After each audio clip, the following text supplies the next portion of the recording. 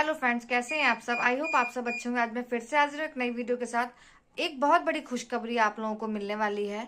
जी हाँ, जिस अजमेर शरीफ दरगाह पर विवाद चल रहा था उसमें कोर्ट का फैसला आ चुका है। उन्होंने कहा है कि अब मंदिर हो, मस्जिद हो या कुछ भी हो, उस पे कोई टिप्पणी नहीं दी जाएगी, कुछ एक्शन नहीं ले जाएंगे, यानी कुछ कार्रवाई, और ये जो विवाद चल रहा है इसको यहीं खत्म करा जाएगा।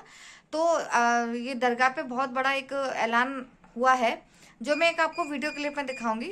और आप मेरा वीडियो क्लिप देखना, अगर आपको पसंद आए तो एक लाइक ज़रूर कीजिएगा और ज़्यादा शेयर कीजिएगा, साथ में सब्सक्राइब ज़रूर कीजिएगा, जिससे कि मैं आपको जो वीडियो बनाऊं तो आप तक ज़रूर पहुंचे। और आइए देखते हैं वो वीडियो जिसमें अजमेर शरीफ दरगाह के ऊपर कोर्ट ने क्या फैसला लिया है। वो वीडियो आपको मैं दिखाती हूँ, आइए देखते हैं। दोस्तों, उम्मीद करता हूं कि आप सब ठीक होंगे। ये खबर जानकर के यकीनन आप लोगों को बहुत ही ज्यादा खुशी होने वाली है। इस वक्त ये खबर ख्वाजा गरीब नवाज रहमतुल्लाहि ताला अलैह के दीवानों के लिए बहुत ही ज्यादा खास होने वाली है। और खास आखिरकार क्यों ना हो, जिस तरह से ख्वाजा गरीब नवाज रहमतुल्लाहि ताला अलैह की दरगाह पर तमामी तरह तरह के दावे किए जा रहे थे, आपकी दरगाह शरीफ पर मंदिर होने का दावा किया जा रहा था। ऐसे में बहुत बड़ा फैसला आ गया है जो कि आप लोगों को जान लेना बहुत ही ज्यादा जरूरी है। अब किसी भी दरगाह पर, किसी भी मस्जिद पर मंदिर होने का दावा नहीं किया जा सकेगा। हिंदू, मुस्लिम, सिख, ईसाई किसी भी मजहब से अगर ताल्लुक रखने वाले लोग हैं तो उन लोगों को अब बहुत ज्यादा राहत होने वाली है। अब ये नहीं होने वाला कि आपकी मस्जिद के नीचे मंदिर है, आपकी दरगाह के नीचे मंदिर है, आपकी इबादत गाह के नीचे मंदिर है। तमामी तरह के आज यहां पर बहुत बड़ी खुशी हुई है। और ये खुशी मेरी और आपकी खुशी नहीं, बल्कि तमामी मुसलमानों को खुशी है। और ख्वाजा गरीब नवाज के दीवानों में खुशी की लहर है। और यकीनन ख्वाजा गरीब नवाज रहमतुल्लाहि ताला अलैह के जो दीवाने हैं वो बहुत ही ज्यादा खुश नजर आएंगे। तो ये वीडियो आप तमामी लोगों को देख लेना बहुत ही ज्यादा जरूरी है। इस वीडियो में जो कुछ बताया गया है वो आप लोगों को बहुत ही गौर से सुनना है, बहुत ही ज्यादा जरूरी है। सब रुक जाएंगे, लेकिन ये एक टेम्परेरी ऑर्डर है। ये मैं आपको बता दूं, मैं दूसरे लोगों की तरह नहीं हूँ कि ये बोलूँ कि आज हमने बहुत बड़ा किला फतेह कर लिया। कोई ऐसी बात नहीं है। This is a temporary order. अभी कोर्ट ने सिर्फ इतना कहा है, जिस चीज़ के बारे में हम सबसे बड़ा कोर्ट डिसाइड करना है। अभी लोअर कोर्ट्स भी कैसे कर पाएंगे उस चीज़ के बारे में डिसाइड, ये इसके खिलाफ लॉजिक किसी के पास है नहीं कोई। तो इतनी बात है ना, और कोई आसमान नहीं गिर रहा है ना। 1991 में एक्ट पास हुआ था। अगर आपको चैलेंज करना था तो बहुत सारे साल थे, आपने तब नहीं किया। और अभी आपने कोई ऐसी अर्जेंसी भी नहीं दिखाई है रिसेंट पास्ट में भी। लेकिन सडनली आप बहुत ग्रीडी हो गए, 1, 2, 3 की जगह 1, 2 और 3,000, 30,000 करने लगे। तो ऐसे में तो ऐसा होता ही है ना। There is a limit to do things which are illegal, which are patently wrong. इस तरह की अत्याचार, अनाचार करने की एक लिमिट भी तो होती है ना। कितना अब वो ये बोलेंगे कि सुप्रीम कोर्ट में प्रेशर है। मैं बिल्कुल मानता हूँ सुप्रीम कोर्ट पे प्रेशर है। दो तरफ से प्रेशर है। एक तरफ से सत्ता, सरकार जिसके पास सब ताकत है वो प्रेशर है, एक तरफ से हल्का कमजोर सिटीजन्स का प्रेशर है। बिल्कुल प्रेशर है और प्रेशर होना भी चाहिए, बट कोर्ट्स को दबाव में नहीं आना चाहिए। अब मैं जनता के ऊपर छोड़ता हूं कि प्रेशर मोदी जी, अमित शाह जी और ये पूरी सरकार की पैराफेरनेलिया का होगा, जिसके खिलाफ 4 सुप्रीम कोर्ट के सिटिंग जजेस ने प्रेस कॉन्फ्रेंस की थी, या प्रेशर ये छोटे मोटे एनजीओज और इनका होगा। उनको तो कभी भी ईडी, सीबीआई फोन करके ही धमका सकती है। कुछ मेरे जैसे लोग ही तो है ना जो नहीं डरते हैं। कोर्ट ने 5 सिद्धांतों की बात की जो अयोध्या वाले मामले में सुप्रीम कोर्ट के 5 जजों की पीठ ने दिए थे। वो क्या हैं जिस पर आगे कोर्ट इस पे बात करना चाहेगी? नहीं, वो तो साफ साफ है ना कि ये अयोध्या का एक्सेप्शन है। प्लेसेस ऑफ वर्शिप एक्ट में 1991 में अयोध्या का एक्सेप्शन रखा गया था। और दूसरा, ये 5 सुप्रीम कोर्ट की जजेस की जो जजमेंट है, जिसे हम कहते हैं विच इज़ अ फेलेशियस जजमेंट, मतलब उससे ज़्यादा संविधान के खिलाफ जजमेंट कोई हो भी नहीं सकती। और चंद्रचूड़ साहब ने तो खुद कह दिया ये जजेस ने जजमेंट नहीं लिखी थी, किसी और शक्ति ने जजमेंट लिखी थी।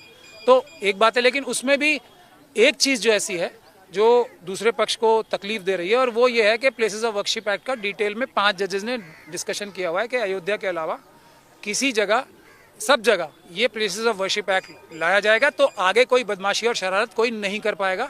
ये assurance places of worship act के बारे में अयोध्या की जजमेंट ने दे रखी है। तो इसलिए सामने वाले पक्ष को सोचना चाहिए।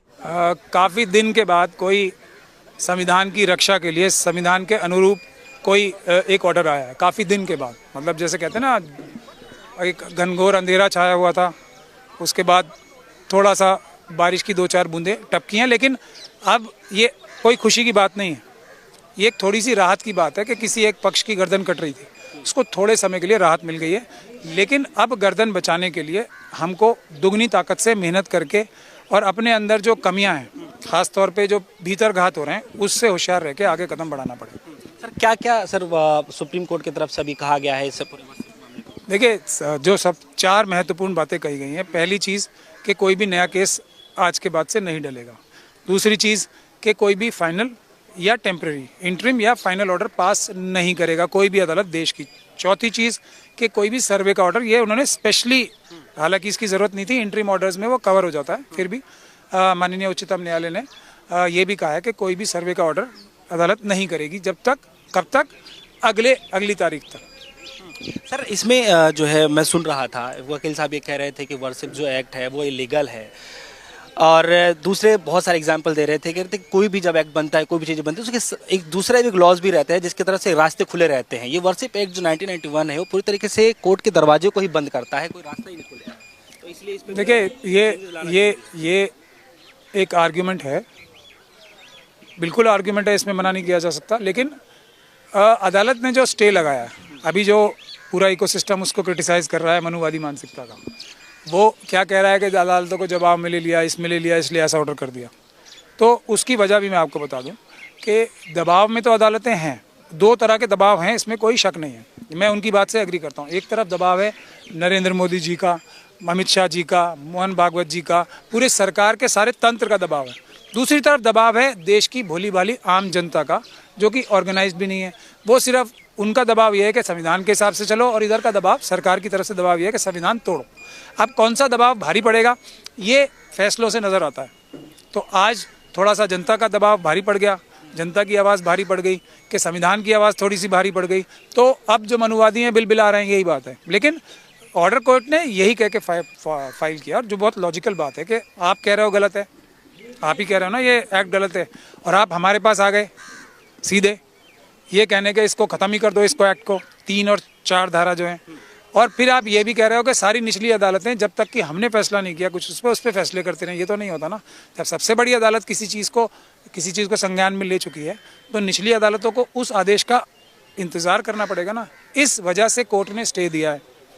अब इसमें दूसरी वजह जो है जो समझनी चाहिए कि गिनती कैसे होती है, 1 2 3 जैसे था, अयोध्या तो झांकी है, मथुरा काशी बाकी है, यही था ना। अब ये 1 2 3 के बाद 30,000, 40,000, 1 लाख शुरू करेंगे तो काटा, जितना काटा उतना चबा नहीं पाए। ये हो गया मनुवादियों के साथ अभी। तो ये समझने की बात है।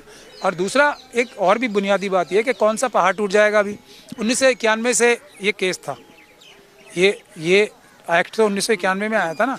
2014 से ही तो इनको एकदम पूरा कोई एनर्जी मिल गई जिसको ये परस्यू कर रहे हैं, और फिर भी कोई ऐसी पूरी ताकत लगा के अर्जेंट कोई एप्लीकेशंस लगाते, कुछ पुश करके इसको फैसला करा लेते।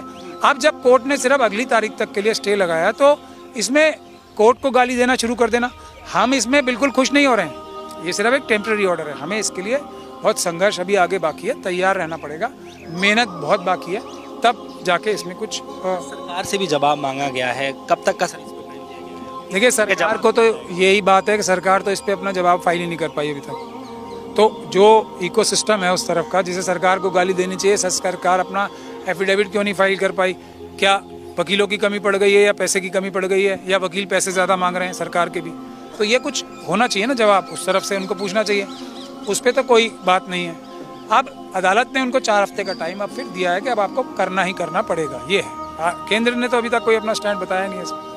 सर जैसे आप बता रहे हैं कि कोर्ट की तरफ से बताया गया है कि फिलहाल अभी नए जो है मस्जिद मंदिर विवाद को लेकर के नए केस नहीं डाले जाएंगे, और तो आपको क्या लगता है सर जो पहले वाले जो केस डले हुए हैं वो क्या उस पर सुनवाई? अभी कोई फाइनल ऑर्डर नहीं होगा, और उस पर सुनवाई कोई इंटरिम ऑर्डर नहीं होगा, और सर्वे ऑर्डर नहीं होगा। ये बात, तीनों बातें अदालत ने आज रोक लगा दी। जी हाँ दोस्तों, वीडियो अच्छी लगी तो इस वीडियो को लाइक करें, दोस्तों के साथ शेयर करें। ये बहुत ही बड़ा फैसला सुप्रीम कोर्ट की तरफ से आया है। अब कोई सर्वे नहीं होगा, यानी कुछ दिन के लिए रोक लगा दी है। तो इस वीडियो को